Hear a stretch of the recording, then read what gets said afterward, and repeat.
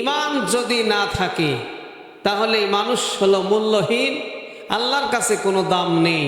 আল্লাহর কাছে দামি মানুষের চেয়ে যে হলো ইমানদার। বলেন সুবহানাল্লাহ।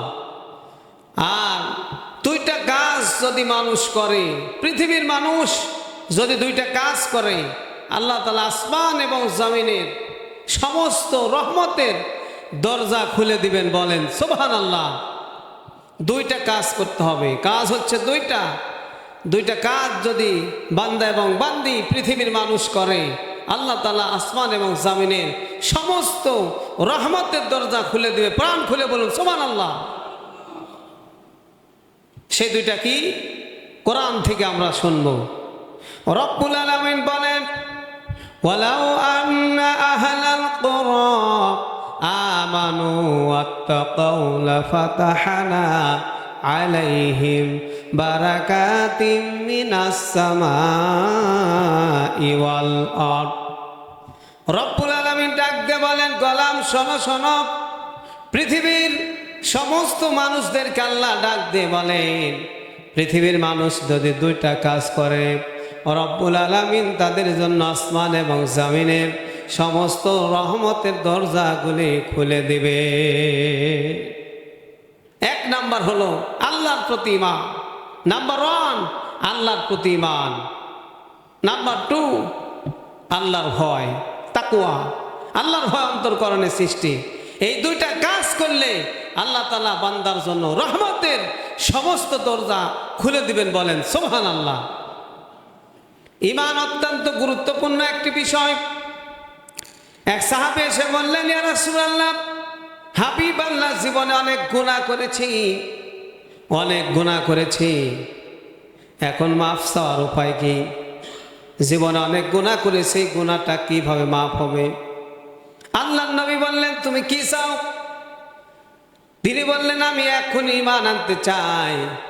ঈমান এনে তিনি মুসলমান হয়ে গেল। বলেন সুবহানাল্লাহ।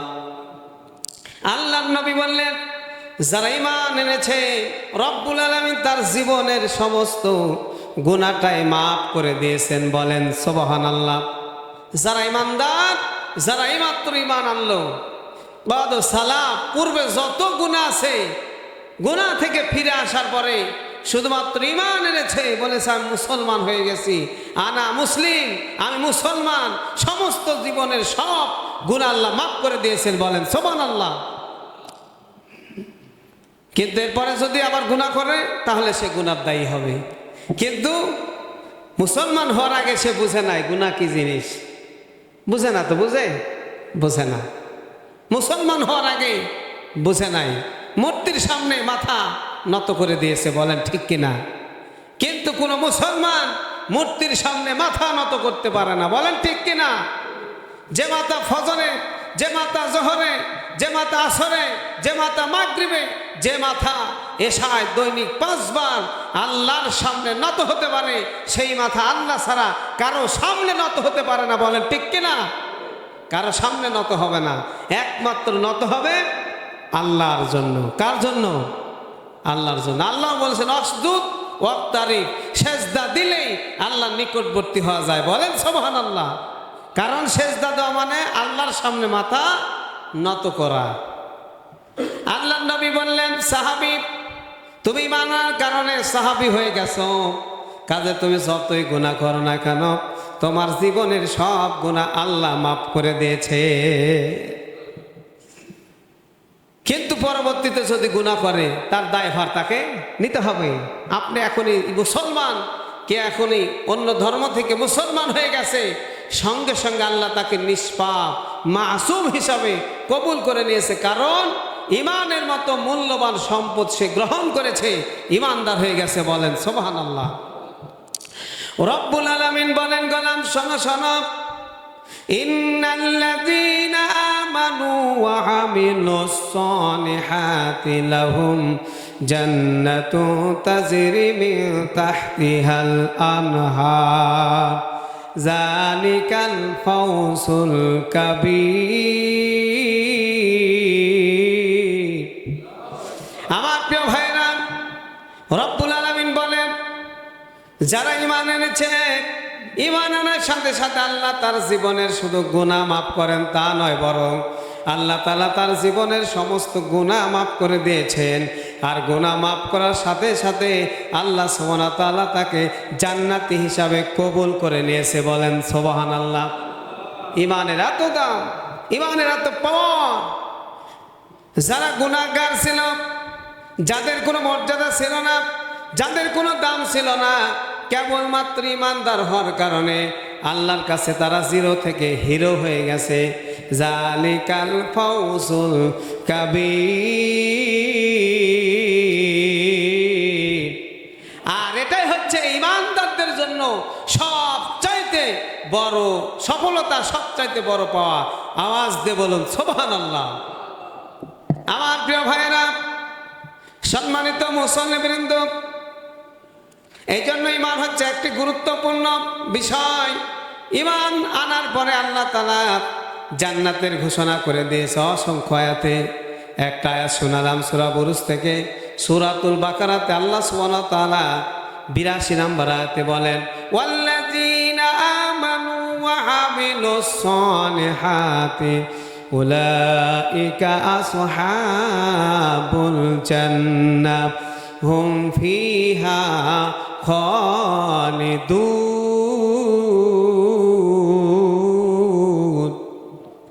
রব্বুল আলামিন এখানে বলছেন, যারা ঈমান এনেছে আর সৎ কর্ম করেছে আল্লাহ তাআলা তাদেরকে জান্নাত দিয়ে করবেন ধন্য। বলেন সুবহানাল্লাহ। আর ওই জান্নাতে তারা চিরকাল যাবত থাকবে। একদিনের জন্য নয়, 2 দিনের জন্য নয়, কিছু সময়ের জন্য নয়, 2-4 বছরের জন্য নয়, বরং আবাদান আবাদা চিরকাল যাবত তারা সেই জান্নাতে থাকবে। তারা সেই জান্নাতে থাকবে, জান্নাতে থাকবে যারা ঈমানদার হবে, যারা ঈমানদার। কাজে ঈমানের অনেক দাম আমার প্রিয় ভাইয়েরা।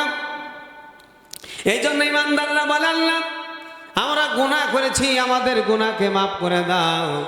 আল্লাযীনা ইয়াকুলুনা রাব্বানা ইন্নানা আমান্না ফাগফির লানা যুনুবানা ওয়া কিনা আযাবান নার।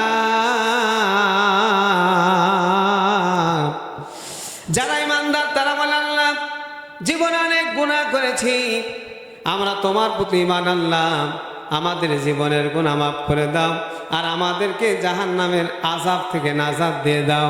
আল্লাহ বলেন, যারা ঈমান এনেছে তারাই হলো মুক্ত, তারা হলো জান্নাতে। আওয়াজ দিয়ে বলেন সুবহানাল্লাহ। ঈমান আনলে জান্নাতে। এটা শুনে কি আপনারা খুব বেজার হচ্ছেন নাকি? তাহলে আওয়াজ দিয়ে বলেন সুবহানাল্লাহ। আবারও বলুন সুবহানাল্লাহ। এই হলো ঈমান, 1 নাম্বার। 2 নাম্বার তাকওয়া। যারা ঈমানদার তারা কেবল শুধুমাত্র ভয় করবে আল্লাহকে। আল্লাহ ছাড়া আর কারো ভয় তাদের অন্তরকরণে থাকবে না। আল্লাহকে ভয় করবে। আল্লাহর নাম শোনার সাথে সাথে তাদের অন্তর কেঁপে যাবে। বলেন সুবহানাল্লাহ। ইন্নামাল মুমিনুনা আল্লাযীনা ইযা যুকিরাল্লাহু ওয়াজিলাত কুলুবুহুম। রব্বুল আলামিন বলেন, নিশ্চয় তারা ঈমানদার। ঈমানদাররা আল্লাহর নাম শুনলে তাদের অন্তরে ভয়ের কম্পন হবে, অন্তরটা কেঁপে যাবে। যারা ঈমানদার তারা কিন্তু ভয় করে কাকে? আল্লাহকে। বলেন কাকে? আল্লাহকে ভয় করে। ঈমানদাররা আল্লাহ ছাড়া কাউকে ভয় করে না। কারণ এই যে রোজার মাস চলে গেল, যারা রোজা রেখেছিল ইচ্ছা করে কখনো খায় নাই, কারণ তাদের অন্তরে ছিল আল্লাহর ভয়। বলেন ঠিক কিনা? কেউ দেখে নাই, দেখেছেন কে? কেউ বুঝতে পারে নাই, বুঝেছেন কে? কেউ শুনে নাই, শুনেছেন কে? সে আল্লাহর ভয়ে 1টি মাস রোজা রেখেছিলেন। বলেন ঠিক কিনা? 1টি মাস রোজা রেখেছিলেন। কারও ভয় ছিল না, একমাত্র ভয় ছিল কার? আল্লাহ। আল্লাহর ভয়ে তাই সময় থাকার পরেও একাকী আছেন, কেউ নাই বাড়িতে, কেউ নাই, আপনার স্ত্রীও নাই, আপনার মা নাই, বাবা নাই। যারা বিয়ে করে নাই তাদের মা বাবা নাই, যারা বিয়ে করেছে তাদের স্ত্রীও নাই, হয়তো বা বেড়াতে গিয়েছে কোথাও। ঘরে একাকী আসেন, ইচ্ছা করলে 2-4 গ্লাস পানি খাবার খেয়ে আবার বাহিরে এসে রোজাদারদের সাথে মাথায় টুপি, সুন্দর দাড়ি জুব্বা লাগিয়ে বসে ইফতার করলে কেউ কি ধরতে পারবে? বলেন পারবে? পারবে না। কিন্তু ধরার যেজন সে ধরবে, বলেন ঠিক কিনা? ধরবেন কে, বুঝবেন কে? এই ভয় কিন্তু ইমানদারদের আছে। আমার প্রিয় ভাইয়েরা, তাই রাসূল কারীম সাল্লাল্লাহু আলাইহি সাল্লাম সাহাবীদেরকে একটি আশ্চর্য ঘটনা শোনাচ্ছেন। সাহাবীদেরকে একটি আশ্চর্য ঘটনা শোনাচ্ছেন, খুবই আশ্চর্য একটি ঘটনা। আপনি শুনলেও হাসবেন, সকলেরই হাসার কথা। হাস্যকর একটি ঘটনা, হাস্যকর একটি কথা আল্লাহ নবী সাহাবীদেরকে শোনাচ্ছে। শোনো, ইমানদারেরা কেমন হয়, একটু তোমরা শোনো, তাহলে বুঝতে পারবে। নবীজি শোনাচ্ছেন, নবীজও মুসকে মুসকে হাসতেছেন, সাহাবীরাও হাসছেন। বলেন তো, এমন ঘটনা শোনা দরকার আছে না নাই? আবার বলেন, আছে না নাই? দরকার আছে না নাই?